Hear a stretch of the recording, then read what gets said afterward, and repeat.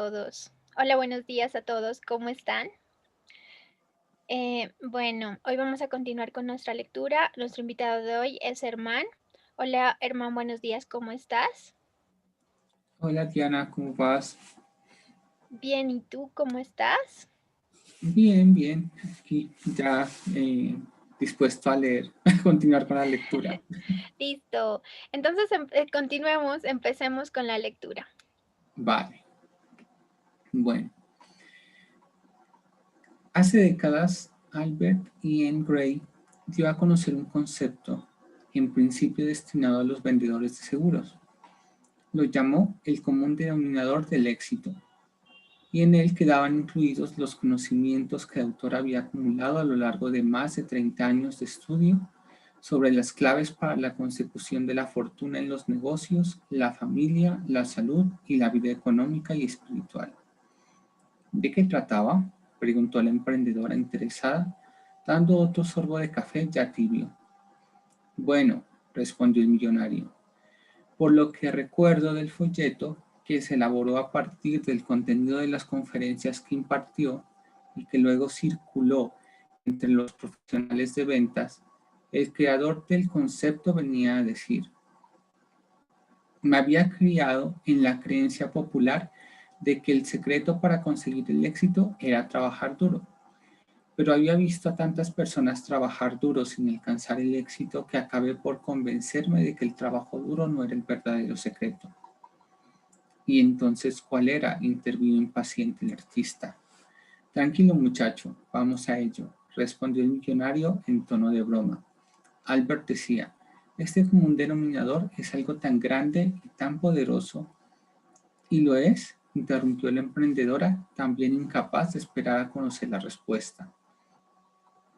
Gray sostenía que el común denominador del éxito, el secreto de cualquier hombre o mujer que haya alcanzado el éxito, estriba en el hecho de que ellos pudieran crear el hábito de hacer cosas que a quienes fracasan no les gusta hacer. Sencillo y profundo, observó el artista, pasándose entre los dedos una rasta. Él también dio un sorbo de café, ya frío. Los productores excepcionales convierten en hábito la realización de actividades de alto valor que la mayoría de la gente no tiene ganas de desarrollar, continuó el millonario. Y al practicar más y más el comportamiento deseado, su virtuosismo y su disciplina personales aumentan y la nueva rutina se automatiza. El artista asintió mientras se tocaba la perilla. Estaba pensando en su arte.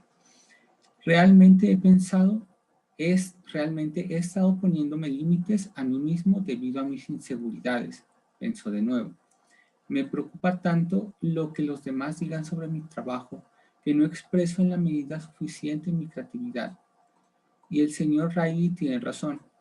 No tengo paciencia ni desarrollo de autocontrol que permite hacer las cosas que son más difíciles, pero también las más valiosas. Me dedico a hacer solo lo que quiero y cuando quiero. Hay días que siento cierta motivación y días en los que no hago más que dormir. En algunas ocasiones no hago más que holgazanear, mientras que en otras me dedico con tesón al trabajo. Soy como un corcho flotando en el agua sin dirección, sin una estructura real, sin una verdadera disciplina. A veces paso horas jugando a videojuegos y tengo el mal hábito de producir aceleradamente cuadros que sé que se venden bien cuando necesito dinero, en vez de crear de forma pausada y concentrar toda mi capacidad en una obra que defina realmente la dimensión de mi conocimiento y mi experiencia, que lleve todo mi campo de visión a una perspectiva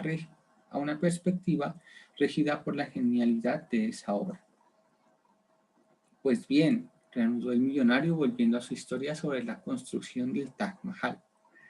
Durante 22 años, no 22 días ni 22 meses, más de 20.000 personas trabajaron sin descanso bajo el abrasador sol de la India.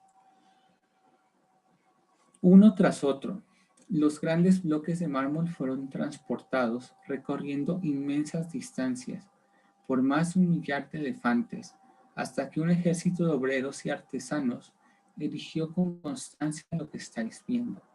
Tuvieron que afrontar todo tipo de dificultades arquitectónicas, condiciones ambientales extremas e innumerables desgracias imprevistas. Sin embargo, estaban concentrados, decididos y plenamente comprometidos en hacer todo lo que fuera necesario para convertir en realidad el maravilloso sueño de su emprendedor. Es realmente increíble, dijo el artista mientras lo contemplaba. Una mariposa revoloteaba en torno a él. Unas pocas gotas de lluvia mojaron su rostro, mientras una bandana de palomas se alzaba al cielo sobre la cabeza del millonario. ¿Por qué tantas veces parece estar rodeado de palomas, arcoíris y mariposas? Inquirió la curiosa emprendedora, ajustándose una camiseta en la que podía leerse una frase de Oscar Wilde que parecía adecuarse bien a su recién descubierta nueva conciencia. Sé tú mismo, los demás puestos ya están ocupados. Todos tenemos magia, pero la mayoría de nosotros no sabe cómo usarla. Fue la breve y misteriosa respuesta del magnate. Bien, volviendo al Taj Mahal, después de 2 décadas, el mausoleo estaba concluido, dijo con un tono de voz susurrante, y la humanidad se le había dado una de las mayores manifestaciones de poética audacia que nunca había recibido. Me siento realmente inspirada, confió la emprendedora. Muchas gracias por habernos traído a Agra. Siempre estaré agradecida. El emprendedor decía querer, el emperador debía querer mucho a su esposa, reflexionó el artista, ofreciendo una perspicaz revelación de lo que resultaba maravillosamente obvio. Miró con atención a la emprendedora. Su resplandeciente semblante denotaba una belleza que iba más allá de las estrellas de cine, las modelos y las mujeres de glamour. El suyo era un atractivo más sereno, del tipo que hace especiales a ciertos amaneceres y que hace sentir el encanto de la luz de la luna. Pensaba para sí que el magnetismo de aquella mujer procedía de algo más profundo de lo que revela simplemente un rostro atractivo. Era un encanto nacido del esfuerzo, una electricidad que emanaba del sufrimiento, una energía que fluía de una inteligencia de orden superior y una belleza sentada en su firme resolución de convertirse en una persona que transmitiera fuerza, sabiduría y amor. El Taj Mahal es una metáfora directa de lo que vosotros debéis considerar al pensar en mantener un compromiso firme de adopción de un nuevo hábito, sin importar los obstáculos que tengáis que afrontar, y de manteneros fieles a vuestros ideales, no solo en las épocas de confort, sino sobre todo en los momentos en los que las dificultades son mayores. Y ese es el motivo por el que la lección de hoy es tan esencial para vosotros. Lo que estáis a punto de aprender os ayudará a poner en práctica buena parte de conocimientos filosóficos que os estoy transmitiendo. El guía ha desarrollado cuidadosamente el modelo que enseguida os mostraré, trabajando durante muchos años con creadores de empresas, industriales, expertos y generadores de cambio como yo mismo. Y la sesión de esta mañana no se centra tanto en por qué debéis aportar el ritual de levantaros antes del alba. Se trata más bien de conocer el modo en el que podéis instaurar ese hábito como rutina. Un hábito que dure toda la vida, concluyó el magnate, frotándose el lóbulo de la oreja, como niño fantasioso o frotando la lámpara maravillosa. Genial, exclamó el artista. Eso es lo que necesito, conocer una manera práctica que me permita asegurarme de que no voy a dejar de levantarme a las 5 una vez nuestra aventura termine. Estupendo, dijo el millonario. Vamos allá, pues. 2 fornidos guardias de seguridad acompañaron al millonario, la emprendedora y el artista, pasando a través de una entrada privada al complejo, habitualmente reservada para jefes de Estado, miembros de la realeza y otros líderes. Una vez en el interior del monumento, oscuro y silencioso, el magnate inició su parlamento. Este es un periodo de la historia del mundo fascinante y seductor, pero confuso. Para quienes se sientan como víctimas cada mañana, cada día, el futuro será ciertamente duro, peligroso y aterrador, porque no desean saber qué es lo que les causa daño y se hallarán absolutamente desprotegidos ante las inminentes perturbaciones medioambientales, económicas y sociales. Sin embargo, para la minoría comprometida que esté habituada a una rutina matinal a prueba de bala, que le permita defender sus capacidades, cultivar el aislamiento personal en el ámbito del heroico y desarrollar un carácter a toda prueba mediante el riguroso entrenamiento de sus músculos de autodisciplina, el tiempo por venir puede ser extraordinariamente fructífero, armonioso y ultraproductivo. Quienes se blinden a sí mismos de las turbulencias, instaurando un ritual matutino de primer nivel y cuidadosamente diferenciado, se colocarán en realidad en una situación que les permitirá convertir el desorden y la adversidad en una ingente fuente de aprovechamiento de oportunidades y transformar la confusión en un elevado sentimiento de claridad, genialidad y serenidad que les conduzca a la victoria. El millonario se ajustó el turbante y después, por alguna razón que sus dos oyentes desconocían, comenzó a susurrar. La primera idea que expondré se centra en el hecho de que el cerebro está creado para expandirse. Sí, estoy convencido de que quienes se quedan atascados en sus vidas profesionales y personales y los que trabajan pensando que no pueden hacer nada, en vez de aplicar la psicología de la posibilidad, argumentarán que no hay modo de lograr las mejoras que necesitan adoptando grandes hábitos, como hacen los miembros del club de las 5 de la mañana. Lucharán hasta el fin, convencidos de que en su realidad es imposible elevar su creatividad, su productividad, su prosperidad, su rendimiento y su influencia. Harán todo lo posible para convenceros de que creáis que sus argumentos racionales sobre la incapacidad para desarrollar una actividad profesional de resultados sorprendentes y de llevar una vida privada verdaderamente gratificante han perdido su capacidad para incorporar cambios hace tiempo, que han llegado a convencerse de que su impotencia es la verdadera realidad.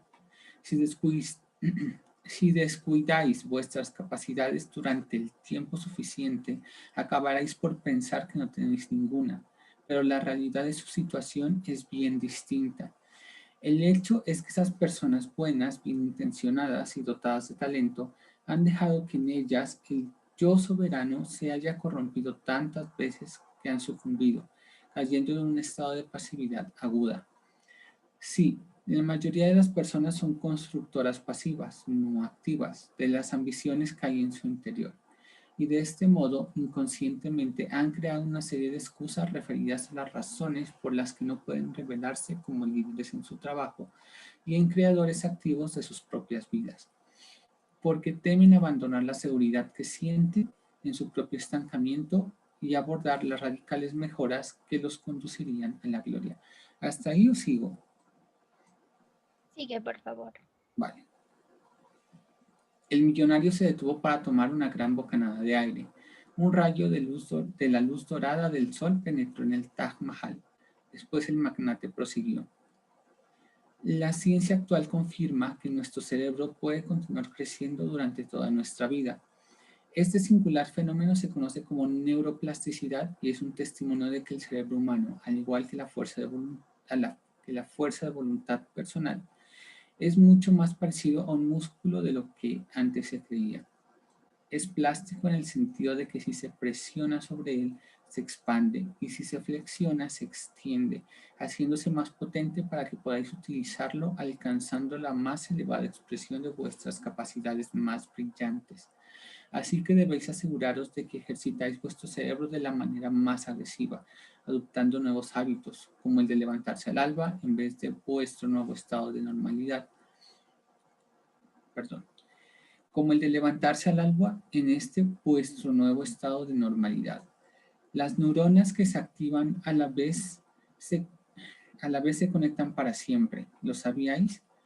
A medida que repetís la rutina que deseáis incorporar a vuestra forma de vida, esa rutina resulta más fácil de asimilar y es más familiar. Este es un punto verdaderamente importante. Después basta con ponerlo en práctica. Nunca había pensado en que tenemos la capacidad de que nuestro cerebro crezca, observó la emprendedora entusiasta. Creo que lo que intenta transmitirnos es que cuanto más practiquemos un nuevo hábito, más trabajará el cerebro con nosotros y más evolucionará, integrándose en mayor medida en lo que nosotros somos. ¿No es así? Bingo, respondió el millonario. Le encantaba comprobar cómo sus dos discípulos mejoraban a medida que les impartía sus enseñanzas. Los verdaderos líderes siempre experimentan una gran alegría cuando ven brillar la luz del talento de los demás. Es una idea poderosa, continuó, poniéndose uno de sus dedos en la pared de la maravilla en la que se encontraban. No tenéis el cerebro que deseáis, sino el cerebro que os ha tocado. O dicho de otro modo, no tenéis el cerebro que deseáis, sino el cerebro que os merecéis, basándose en el modo en el que lo habéis utilizado. Si pasáis los días enganchados a vuestros dispositivos electrónicos, pegados a la televisión y dedicados a objetivos intrascendentes, vuestro cerebro será cada vez más débil y flácido, como consecuencia del mal uso que hacéis de él. Como cualquier otro músculo se atrofiará, y eso dará lugar a una menor función cognitiva y a la ralentización de la capacidad de aprendizaje y de procesado de la información. Quienes os hacen la competencia acabarán con vosotros y vuestros objetivos no se cumplirán. En cambio, cuando utilizáis el trabajo de forma inteligente, expandiendo sus límites y actuando como un coloso, el cerebro se expande y aumenta su conectividad, dando lugar a importantes incrementos de la productividad, el rendimiento y la influencia. En un ensayo científicos analizaron los cerebros de personas que habían trabajado como taxistas en el área metropolitana de Londres y se comprobó que la región cerebral responsable del razonamiento espacial e hipocampo estaba, estaba más desarrollada en ellos que en otras personas. ¿Adivináis por qué? Por la complejidad del sistema urbano de Londres, contestó confiado el artista. Respuesta correcta, celebró el millonario. Igual que la gente desarrolla sus bíceps en el gimnasio haciendo ejercicios de pesas o flexiones, los taxistas de Londres ejercitaban el hipocampo conduciendo todos los días por las calles de la ciudad. Y como ya he dicho, dado que el cerebro se parece mucho más a un músculo de lo que los neuroanatomistas pensaban antes, esa parte de él crecía y se desarrollaba con más fuerza y con más intensidad. ¿Os dais cuenta de la capacidad del ser humano? Este es un ejemplo extraordinario de la neuroplasticidad que todos nosotros tenemos a nuestra disposición. El cerebro puede fortalecerse, moldearse y optimizarse siempre que nosotros optemos por hacerlo. Cuando volváis a casa, estudiar este fenómeno junto con el sorprendente proceso de la neurogénesis, que refleja la capacidad natural del cerebro para, literalmente, desarrollar nuevas neuronas. La emergente disciplina de la neurociencia que está explicando la posibilidad de acceso a la optimización de las propias capacidades de cualquier persona, sin importar el lugar en el que lo haga o edad que tenga, es algo increíblemente apasionante, afirmó entusiasta el magnate. Pero bueno, chavales, añadió, por el momento, limitaros por favor a recordar que el cerebro se caracteriza por su maleabilidad y su condición muscular, y que lo que hace grandes a los más grandes es el hecho de que en verdad comprenden que el malestar diario es el precio del éxito perdurable, y que trabajar duro es lo que genera en nosotros un cerebro adaptado a una disciplina militar. La idea de que los grandes productores llevan una vida fácil es un mito. ¿Sigo? Sí, yo ya te digo. ¿Cómo? Sí, continúa. Ah, vale. El millonario sacó de un bolsillo un sobre cerrado y se lo dio a la emprendedora. Por favor, ábrelo y léenos su contenido con la mayor convicción y pasión que puedas, le pidió el magnate. En su interior, la mujer halló un papel de carta cuidadosamente doblado en el que estaban escritas las siguientes palabras del ilustre filósofo Friedrich Nietzsche. Guardaros de hablar de dones naturales, de talentos innatos. Podemos citar hombres grandes de todo género que fueron poco dotados, pero adquirieron la grandeza, se convirtieron en genios, como se dice, por cualidades que no nos gusta reconocer que carecen, que no nos gusta reconocer que carecemos de ellas. Todos ellos tuvieron esa robusta conciencia de artesanos que comienzan por aprender a formar perfectamente las partes antes de arriesgarse a hacer un todo grandioso. Se tomaron tiempo para ellos, porque les gustaba más el buen resultado del detalle, de lo accesorio, que el efecto de un conjunto deslumbrante. Da la vuelta a la hoja, por favor, le pidió parpadeando por la luz que ahora penetraba en el Taj Mahal. La empresaria leyó un segundo texto que había sido manuscrito, con el que a ella le parecía la tinta azul de una pluma estilográfica. Se trataba de un fragmento de un poema del poeta inglés William Ernest Henley. Imaginad la lectura de esas palabras desde la parte más profunda e inmaculada del alma. No importa cuán estrecha sea la puerta, cuán cargada de castigos la sentencia. Soy el amo de mi destino, soy el capitán de mi alma. Los grandes maestros, los genios y los héroes de la civilización viven todos ellos vidas muy arduas, prosiguió el millonario. Su entrenamiento es muy duro, juegan con dolor. Por tomar prestada una expresión que muchos deportistas de élite utilizan en la actualidad. Refuerzan su potencial con total entrega. Son ambiciosos y tenaces cuando se trata de lograr la completa capitalización de su mayor potencial. La raíz latina de la palabra pasión significa sufrimiento. Estas mujeres y estos hombres sufren para ver cumplidas sus intuiciones, sus ideales y sus aspiraciones. Sufren por la elevación del nivel de sus capacidades y se sacrifican por la consecución de su pericia.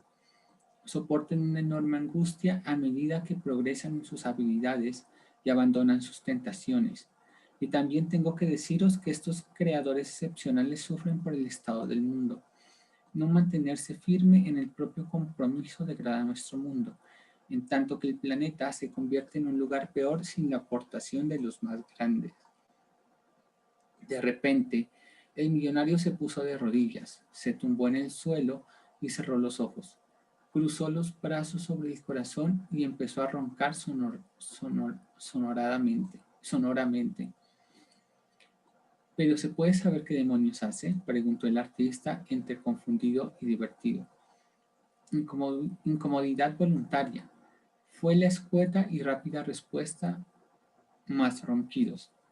Quiero mi osito, lloriqueó, y mi pijama. Stone Riley empezó después a chuparse el dedo.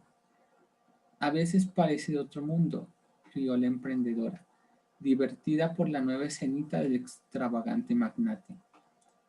Poco después podía vérsele sonreír, aparentemente satisfecho de sus dotes de comediante y de sus inusuales recursos para impartir enseñanzas. Permaneciendo en el suelo, continuó. La mejor manera de fortalecer la fuerza de voluntad es ponerse uno mismo intencionadamente en una situación de incomodidad. Es lo que el guía llama situaciones para el fortalecimiento. Cuando era mucho más joven y mi capacidad para ordenarme a mí mismo lo que tenía que hacer, si sentía que no lo estaba haciendo, era mucho menor. Caía a menudo en la tentación de satisfacer mis deseos menos importantes con gran facilidad. Mis músculos de la autodisciplina estaban flácidos porque no los ejercitaba. El guía sabía que necesitaba ser mucho más fuerte para establecer la rutina de las 5 de la mañana, de modo que pudiera mantenerla durante toda mi carrera. Así que dedico a ponerme activamente en situaciones de dificultad. Y el método funcionó como parte de magia, por arte de magia. ¿Qué tipo de situaciones?, preguntó el artista. Una vez a la semana dormí en el suelo. ¿Habla en serio?, se sorprendió la emprendedora. Por completo, contestó el millonario. Empecé a darme una ducha fría todas las mañanas. 2 veces por semana ayunaba, como han hecho muchos de los grandes hombres y mujeres del mundo para capitalizar y manifestar su poder primordial. Es increíble la cantidad de tiempo que ahorré en los periodos de ayuno durante las horas dedicadas normalmente a las comidas, y me sorprendía también lo claros que eran mis pensamientos y la energía que atesoraba. Recuerdo que cuando estaba en mi piso de Zurich, en algunos fríos de invierno salía a correr por las calles nevadas solo con unos pantalones cortos y una camiseta, para fortalecer mi resistencia y mi determinación. El millonario se levantó. Eso es exactamente lo que he venido sugiriendo desde que llegamos al Taj Mahal. Estáis capacitados para alcanzar un autodominio de primer nivel. La ciencia lo confirma una vez más. La verdadera clave radica en dar impulso a vuestro cerebro para desarrollar nuestras vías neuronales y fortalecer los músculos de la fuerza de voluntad, flexionándolos y estirándolos, trabajando deliberadamente en estos recursos naturales para llevarlos a su expresión más elevada. Así es como todas las personas pueden llegar a ser tan fuertes, audaces e invencibles como para que sin importar los obstáculos que afrontan y las dificultades que experimentan, continúen su búsqueda para cumplir los más ambiciosos objetivos. ¿Por qué creéis que los miembros de las unidades de operaciones especiales, como los Navy SEALs estadounidenses y los SAS británicos, auténticos campeones de la fuerza de voluntad, se exponen a situaciones tan potencialmente devastadoras para el espíritu? Esas interminables carreras bajo la lluvia con pesadas mochilas, los ejercicios de arrastre por el barro en medio de la noche, la obligación de tener que alimentarse en situaciones inhumanas, de vivir en un entorno realmente espartano, afrontando su miedo con pruebas como el salto al mar desde un acantilado de espaldas con los ojos vendados o sometiéndose a ejercicios que implican degradación psicológica para entrenar la capacidad de trascender sus propios límites. Así que, chavales, sabed que la capacidad de hacer cosas difíciles es necesaria para la completa expresión de vuestra grandeza. No es un don divino, en absoluto. Es una práctica voluntaria. La consecución de fuerza y resistencia y de una voluntad de hierro requiere dedicación. Así que os animo decididamente a sofocar vuestros demonios, a acabar con vuestros dragones y vuestros monstruos, haciendo cosas que resulten cada vez más exigentes. Esa es una de las mejores vías de acceso al virtuosismo y a una vida personal de la que tarde o temprano os sentiréis orgullosos. Eso me recuerda al dramaturgo irlandés George Bernard Shaw. La barba de ese tipo sí que molaba, dijo el millonario. ¿Habéis oído hablar de él? ¿Dejo ahí o sigo? Sí, dale, ahí está súper bien. Bueno, entonces, de la lectura de hoy está súper interesante. Lo que les quería comentar era sobre neurociencia. Hay una mujer, les recomiendo que miren una entrevista. Ella se llama Rita Levi. Rita Levi ganó el premio Nobel ganó el premio Nobel porque ella descubrió la neuroplasticidad en el cerebro. Esta entrevista que le recomiendo es genial porque se le hicieron cuando ella tenía 100 años, ¿sí? Y entonces ella en la entrevista dice, bueno, ustedes miran mi cuerpo es como una uva pasa, pero mi cerebro es como alguien de 20 años, porque yo lo he utilizado, bueno, y ella descubrió eso. Y cada día ella se dormía, bueno, ella dormía muy poco, bueno, aunque dicen que con el tiempo podemos empezar a dormir muy, muy poco. Y ella estaba estudiando siempre, siempre estaba en constante estudio porque ella había descubierto eso, que cuando nosotros estamos utilizando nuestro cerebro, nuestras neuronas se reconstruyen y se reconstruyen nuevamente. Es muy interesante. Entonces ella dice que el cuerpo, bueno, nosotros podemos ejercitarlo y eso también obviamente ayuda bastante. Y el cerebro, lo que dice en la lectura, es así, es igual.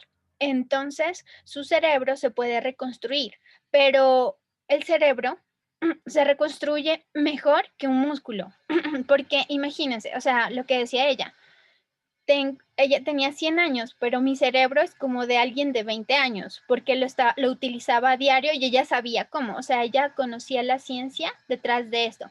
Entonces le recomiendo que miren esta entrevista. Ella murió a los 103 años, o sea, 3 años después de esta entrevista, pero si ustedes miran la entrevista, o sea, se mira o sea, su congruencia cuando ella habla, o sea, habla súper bien o sea, sabe lo que está hablando, es muy, muy genial. Ella se llama Rita Levi, ella es italiana, creo que era judía, ella fue perseguida en la Segunda Guerra Mundial. Ella se escondió en un laboratorio, tiene una historia súper chévere. Bueno, en un sótano y allá había un laboratorio y ella se dedicó a estudiar. Es súper chévere la historia, espero la puedan ver esta entrevista, es muy genial. Em, Eso en cuanto a la neuroplasticidad.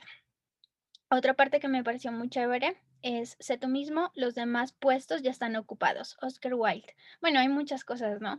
Las situaciones de fortalecimiento y demás. Bueno, y esto espero les haya gustado. Herman, muchísimas gracias por la lectura. No sé qué parte te llamó a ti la atención y nos puedas comentar. Herman, ¿me escuchas?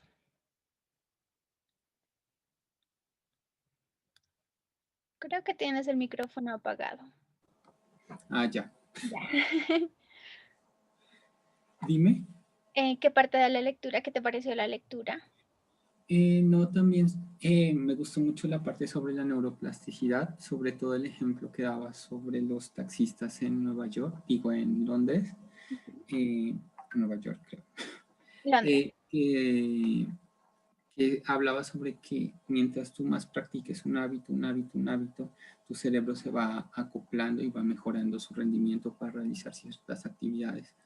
Eso, pues igual, digamos, se escucha un poco obvio, pero la verdad es que aplica no solamente para actividades mecánicas, sino también para todo tipo de actividades. O sea, lo que decían de, de ser como, pues no lo dicen con estas palabras, ¿no? Pero sí como que tú te pongas en situaciones en las que eres vulnerable, también te permite crear nuevas conexiones neuronales porque son tareas nuevas a las que te estás exponiendo, inclusive que al exponerte a ese tipo de situaciones te va a costar mucho más al inicio, pero si tú las haces parte de un hábito, o sea, poco a poco se te va a hacer haciendo más y más y más fácil.